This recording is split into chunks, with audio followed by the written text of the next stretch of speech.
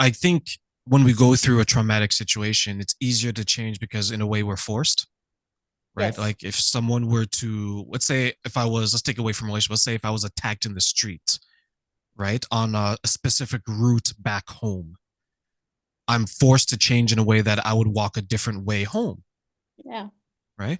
Even though, let's say for years now, I felt that that path home was always dangerous, it took something to actually happen to me for me to change it.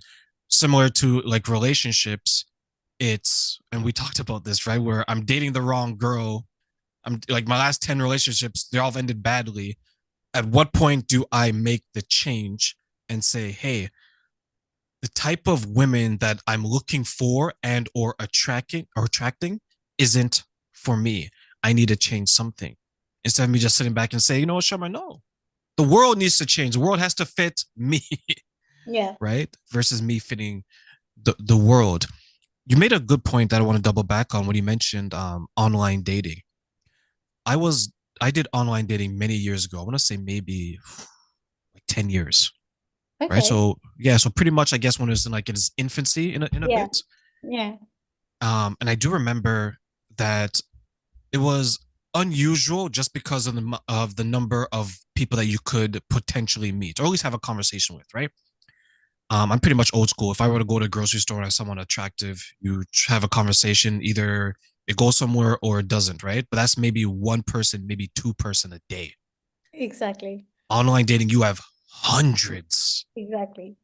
of people, right? So how do you help us to navigate through just a sheer volume and trying to find a successful relationship? Whereas some people may say it's like a needle in a haystack. You have one good person among hundreds, if not thousands. Yeah. Yeah. I think there's no one word answer to this. I mean, this is not as straightforward because there are a few steps to getting to that stage. Is first of all, like I said, if you don't know what you need, what you want, what are your values, and I call it something like non-negotiables. You might have a long list of things that you might need or want in a partner, but then some of them are just non-negotiables. That if he doesn't respect me, in my case, I'm sorry, it's a no-go for me. If he is married, I'm sorry, it's a no-go for me. So those non-negotiables, if you're clear in that, then you're very clear that these are my non-negotiables. If this person does not match any of these criteria, just don't even swipe. And sometimes you don't know. Sometimes you don't know till the time you talk to them. But you're very clear. That's the first step. You're very clear of what do you need as a person, what do you want as a person, and what are your values. The marriage thing, I was surprised how many people have told me that they found married people on there, and some of them will say that, oh, I'm separated, and we still live in the same house, things like that. I went. Hey, David. there, there was someone I went on a date with years ago. She said she was they were still married, but they're separated. I'm guessing they're separated, and they still lived in the same house for financial purposes. So I made the joke. I was like, so when it reaches, let's say, date number 3 or 4 or 5, right? And you want to bring the person back to your place. Who's downstairs? Who's upstairs? Yeah, Right? exactly. Because they can't be the same bedroom, right? Right. So like how do they I'm always wonder how do they navigate that dynamic? Like have you come across where you're trying to help someone who maybe is dating someone that is separated, but they still have this kind of unusual setup in their life. Yeah. It comes back, and I sound like a broken record right now, Terrain, but actually it comes back to what do you want. So there are some women who want uh to just have fun. And that's okay. That's what they want. There's no right, there's no wrong. But as long as you're clear that that's what you're in for, it's fine. But if you're somebody who wants a committed relationship, a decent relationship, then you shouldn't be talking to that person. Simple.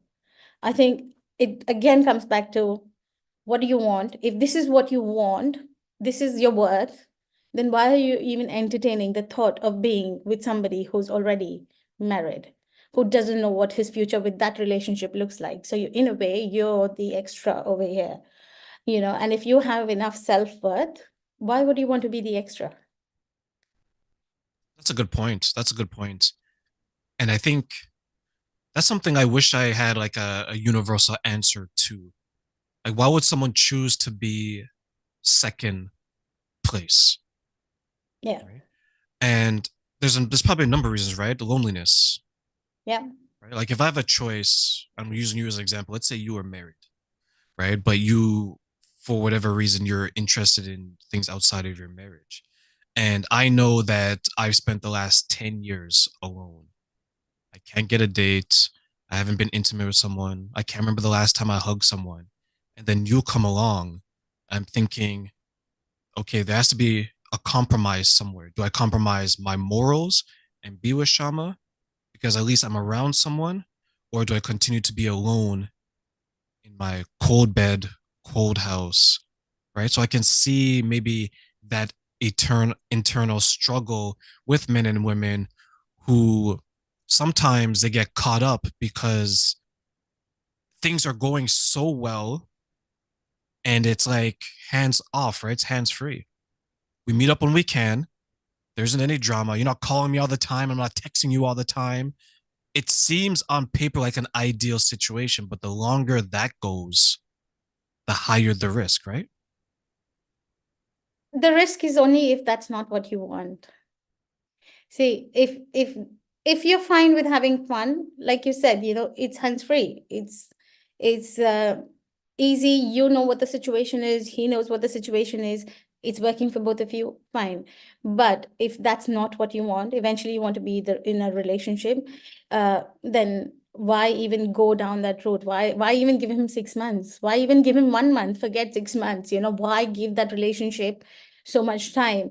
And a lot of the times, Terrain, the reason being is we're coming from this space of scarcity, and fear that if we lose him, to your point, you've been alone for so long that if somebody comes and gives you a little bit of love, a little bit of whatever you need, you feel you're never going to get it again.